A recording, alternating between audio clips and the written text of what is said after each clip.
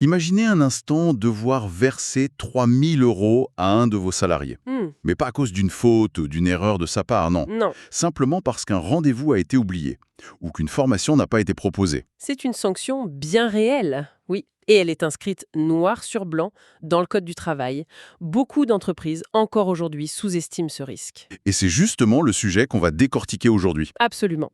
On va plonger dans les coulisses d'un dispositif qui a l'air assez simple en surface, mais qui est en réalité un enjeu énorme, financier et juridique.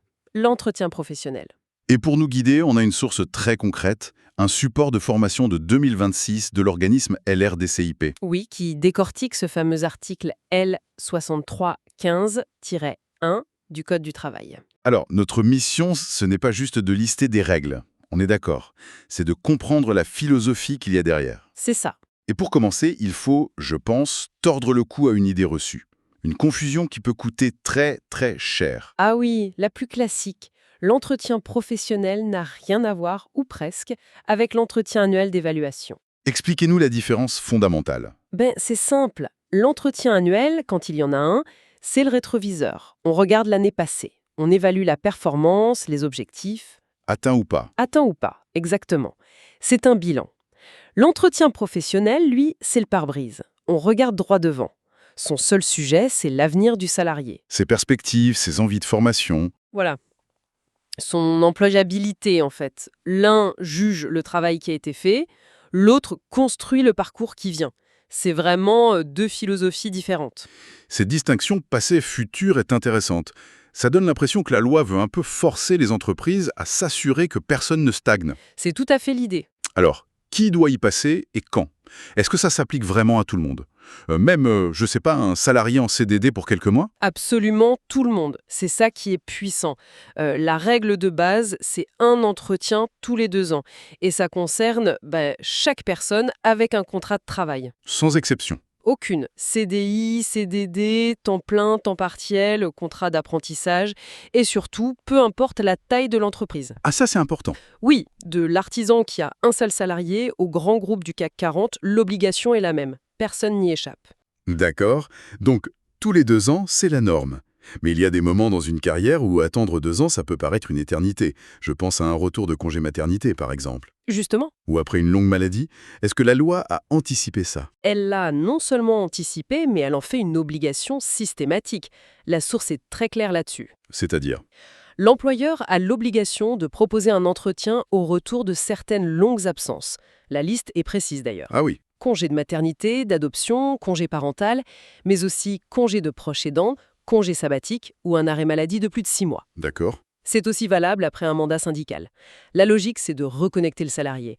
Après une longue coupure, l'entreprise a pu changer, les outils, les équipes. C'est une sorte de sas de resynchronisation. C'est exactement ça. C'est pour s'assurer que le fil de la carrière n'est pas rompu. Vous avez dit proposer. Le mot est important.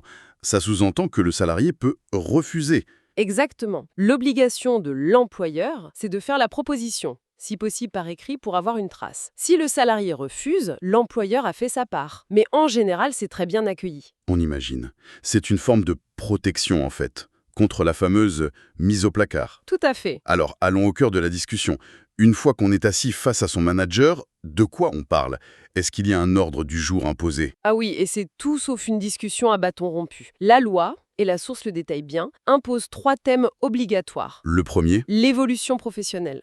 Mais attention, ce n'est pas juste la question un peu vague où vous voyez-vous dans 5 ans. Non. Non, l'idée c'est de confronter les souhaits du salarié avec la stratégie et les possibilités réelles de l'entreprise. Donc, si quelqu'un dit « je veux devenir chef de projet », le manager ne peut pas juste hocher la tête. Non, il doit pouvoir répondre « OK ».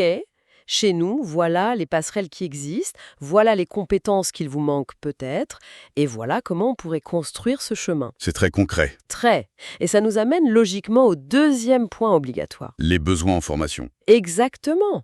Identifier ce qu'il faut acquérir comme compétences pour que ce projet devienne une réalité, ou simplement pour rester performant sur son poste. Logique. Et le troisième pilier, vous avez dit qu'il y en avait 3. Le troisième, pour moi, c'est le plus révélateur de l'esprit de la loi. C'est l'obligation d'information. C'est-à-dire, C'est-à-dire que la loi ne part pas du principe que le salarié connaît tous ses droits. Elle dit que c'est le rôle de l'employeur de l'informer activement. Le manager devient une sorte de conseiller alors. En quelque sorte, oui, il a l'obligation formelle d'informer sur 3 dispositifs clés. Primo, le compte personnel de formation, le CPF, comment l'activer, comment ça marche. D'accord. Secondo, la validation des acquis de l'expérience, la VAE, ce mécanisme qui permet de transformer son expérience en diplôme, Souvent méconnu. très méconnu. Et enfin, le conseil en évolution professionnelle, le CEP. Ah oui, le CEP, ce service d'accompagnement qui est gratuit et surtout externe à l'entreprise. C'est ça.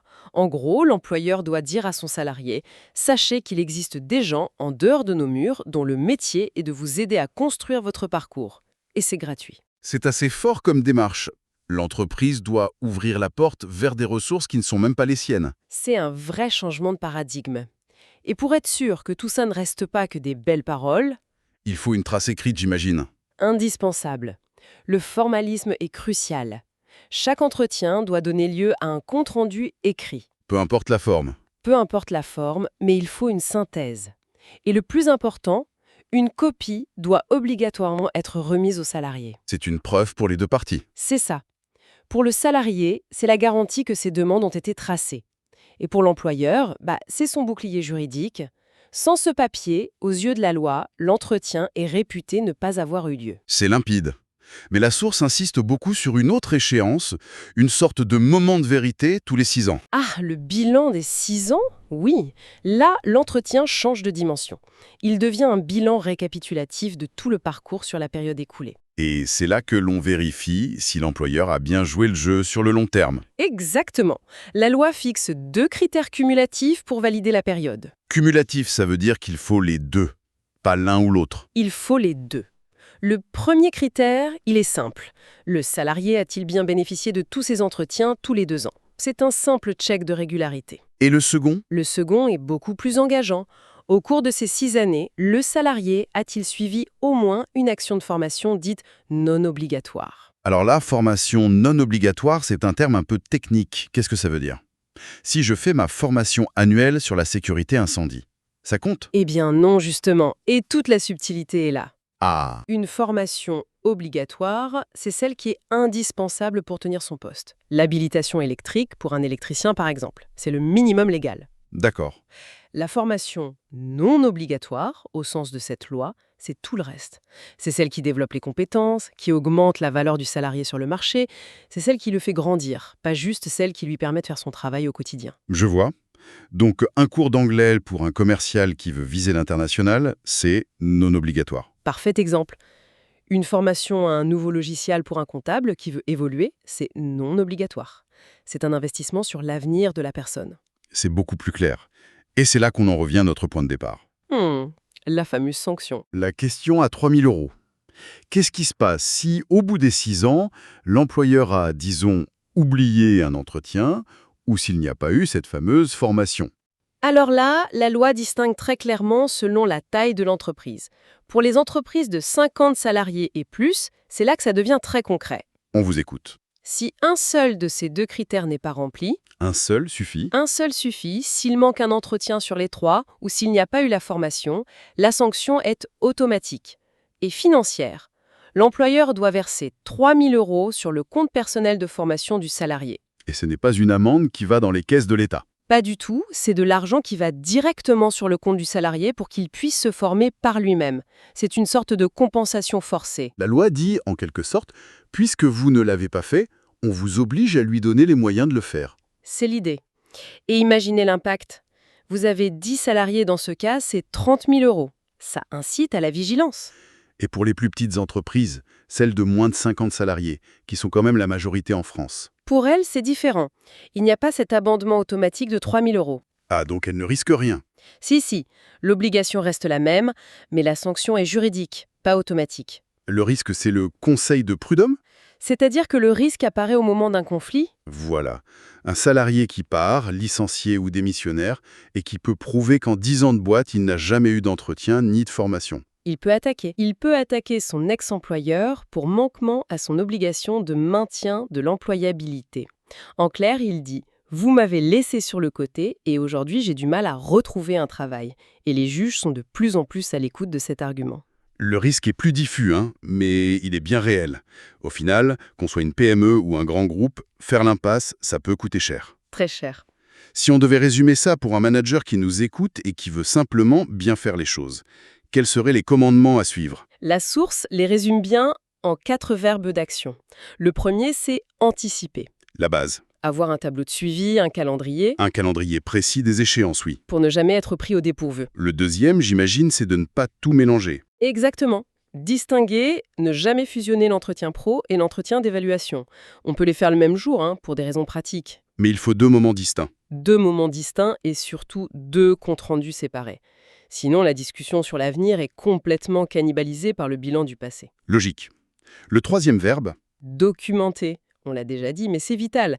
Garder une trace écrite, signée, c'est la seule preuve qui vaille en cas de contrôle ou de litige. et le dernier, Former. S'assurer, sur chaque période de 6 ans, que chaque salarié a bien eu son action de formation non obligatoire. C'est le sésame pour être en règle. anticiper, distinguer, documenter, former.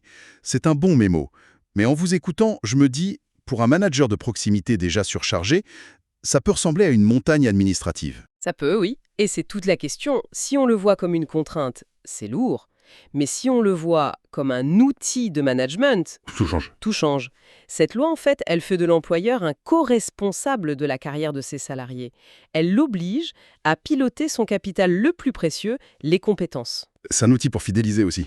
Bien sûr, pour fidéliser, anticiper les besoins futurs de l'entreprise, lutter contre l'obsolescence des savoir-faire, bien mener cet entretien, c'est un moment privilégié pour remotiver, pour donner une vision. Donc si on résume notre analyse, l'entreprise professionnelle, c'est bien plus qu'une formalité. C'est un rendez-vous obligatoire, tous les 2 ans, pour tout le monde, tourné vers l'avenir, avec une sanction très concrète à la clé. C'est un levier que l'entreprise a l'obligation légale d'activer pour maintenir ses salariés employables. Voilà. Et ça nous laisse avec une dernière réflexion peut-être. Oui, au fond, cet article de loi, il impose un dialogue structuré. C'est le minimum syndical, si on veut. Mais la vraie question, c'est que se passerait-il si ce dialogue arrêtait d'être juste une obligation, pour devenir une véritable culture d'entreprise? Si la conversation sur le développement, sur l'avenir, n'était plus un rendez-vous administratif qu'on coche sur un calendrier, mais une discussion continue, naturelle, intégrée au quotidien. Est-ce que le vrai gain, au fond, il n'est pas là, bien au-delà du simple respect de la loi?